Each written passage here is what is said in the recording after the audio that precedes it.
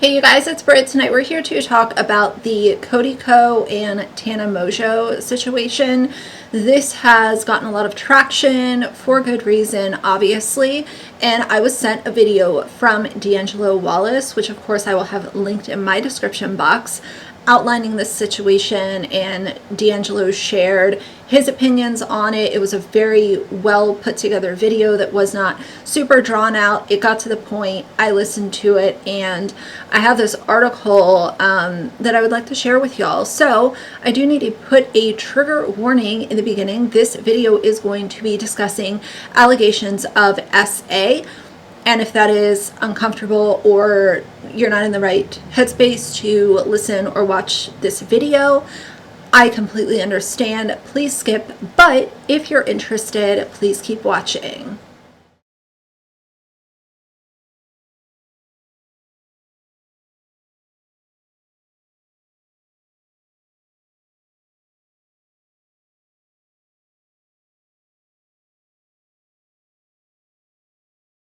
Alright, you guys, so Cody Ko is a massive YouTuber. He's been on the platform for a very long time. He got his start on Vine when Vine was still a thing, and he came up in the kind of I would say the same age as like Jake and Logan Paul and Tana Mongeau and a lot of these Vine creators that were big and then transferred over to YouTube. Gabby Hanna is in that same kind of category. And he has a very dedicated fan base, which you will see just based off the comments that he's been receiving. There's a lot of dismissing these allegations because it's Tana and she is dramatic and has been problematic in the past, which I completely disagree with. Somebody can be dramatic and have been problematic at some point in time, but that doesn't mean that something this serious should be ignored or swept under the rug just because this person has a reputation online of being a drama queen or being toxic or whatever. I've given Tana very direct criticism many times before, but this situation I personally believe should be discussed at face value without saying, well, Tana is saying this, but she's problematic. Tana is saying this, but she's been, exposed for XYZ.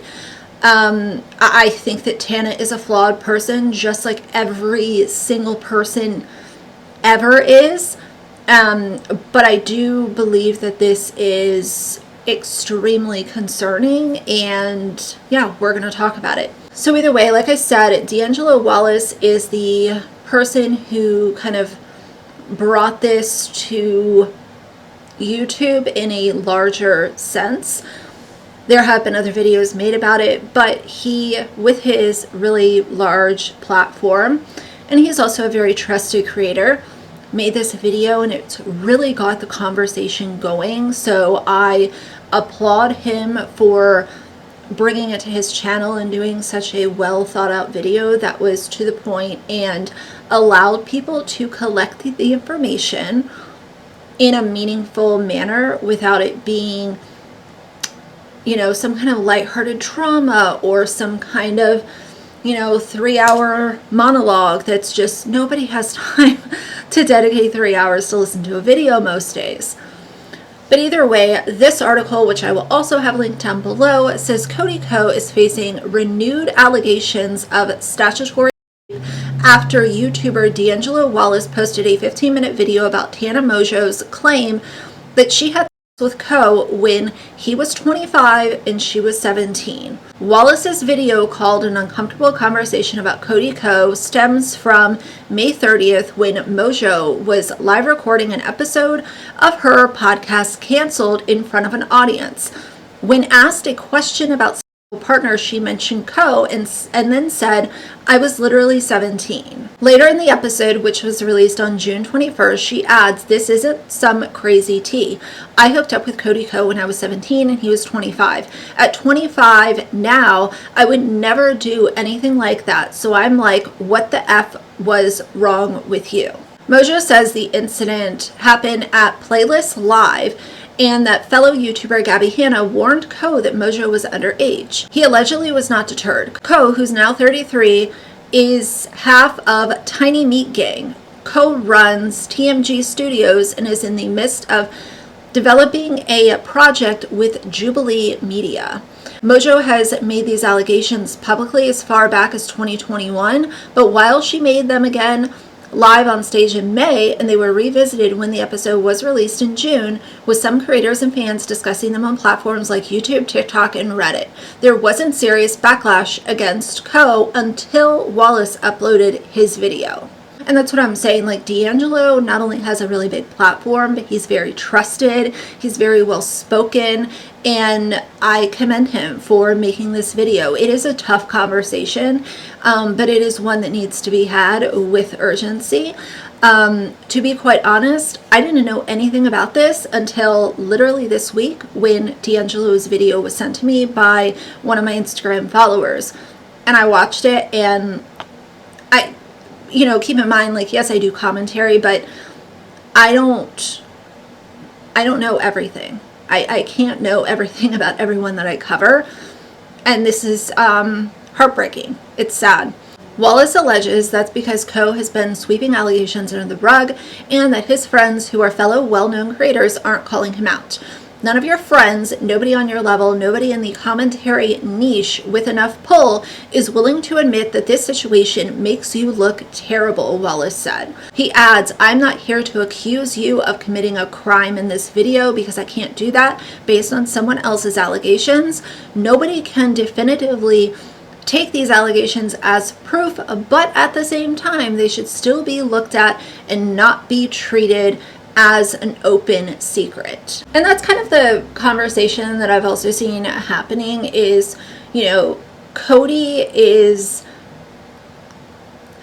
to some people, I'm not saying he's like this for me, but for some people, he's just like the good guy. He's the one who's not really problematic. Like, oh, he might have done stuff when he was young, but he's a good guy. Like, he's so cool. He's one of the bros. And I think that platforming somebody in that manner, where you go so far as to take in this information and completely shut it down without even acknowledging that this does look really bad and it has yet to be addressed. Some fans can't even acknowledge that much, and that is a problem. But obviously that goes back to parasocial relationships that these people have with these content creators, and especially if they've been watching them for a long time. And I've talked about parasocial stuff at length on my channel before. It continues and says, Wallace points out that Ko has had a related controversy in the past. He featured his college friend Colby in videos after he was put on probation by their university for non-consensual videotaping of a act with another student. A district judge also ruled that he showed the video to other people, lied to police about it, and behaved horribly to them and at least one other woman. And he went on to be the best man at Cody's wedding, which literally just happened last year, which is, again, a really bad look. I don't know about y'all, but I can have a lifelong friend that I've known since kindergarten, and if something like that happens with them, I'm not going to have you at my wedding. I'm probably just going to sever ties, because that is just somebody that I would not want to align myself with, and that's not somebody who I would want to continue to have in my life. But I also realize that maybe I'm cutthroat, maybe my standards are different than other people's, and maybe that's also why my circle is literally so tiny. It continues and says, Wallace's video has been viewed nearly 2.3 million times, with more than 18,000 comments discussing the allegations. Other creators are also chiming in, notably Brittany Broski, a longtime friend and collaborator of Ko, who's facing backlash of her own because in her statement about the situation, she said that if Mojo's claim is proven to be true, then it's extremely upsetting. Ko has yet to publicly comment on the allegations. Let me give you an updated view count for anyone who is curious about D'Angelo's video. It has 2.3 million views. It was posted 4 days ago. It has 226,000 likes to 7.6 thousand dislikes. And that obviously speaks to, you know, Cody has a lot of fans, and I think a lot of those fans are not ready to have the uncomfortable conversation. I think a lot of us are. I personally don't care for the conversation of, well, Tana's been problematic, Tana's been this, Tana's been that. I fully acknowledge that Tana has been very toxic and problematic in many different ways, but this situation, like, I hurt for her, because it's not easy to come out with something like this, go against not only Cody Ko's fans, but the internet as a whole, and be met with people saying, oh, well, you've been problematic, so we're not gonna believe you. The thing is that there have been multiple people back up what Tana has said. So this is not just something that out of the blue, one day she decided to come on video and say these allegations. There have been multiple people that have been able to back up her timeline, the allegations, so on and so forth. And I always say, like, you know, if there are people there that can confirm what you're saying, it's really, really not good. And the last thing I want to say is just censorship, which is something that D'Angelo talks about. But basically, Cody is really filtering his YouTube comments. But if you go over to his Instagram, you will see comments from people asking him to confront this, address it, what's going on, it's time to talk about it. It's been ignored for long enough, so on and so forth. But if you go to YouTube comments, you will not see anything even remotely close to, hey, I follow you, I've supported you, can you address this and talk about it? Because it can't be ignored forever. And yeah, that's what's going on with Cody Ko, and it's upsetting. You know, I've known of Cody not since Vine, but I remember watching his videos, That's Cringe, with his friend Noel, who he currently has a podcast with. And, you know, That's Cringe was hilarious. They did a video on Girl Define. They actually did 2 That's Cringe on Girl Define, and it was absolutely hilarious. And you know, I definitely haven't watched his content as of lately, but another one bites the dust, I guess. So either way, I'll be interested to hear what y'all have to say about this. And yeah, you know, all comments are welcome. Obviously, I want this to be a conversation. Keep it classy and let's have a conversation. So for now, if you like the video, please leave a like and a comment.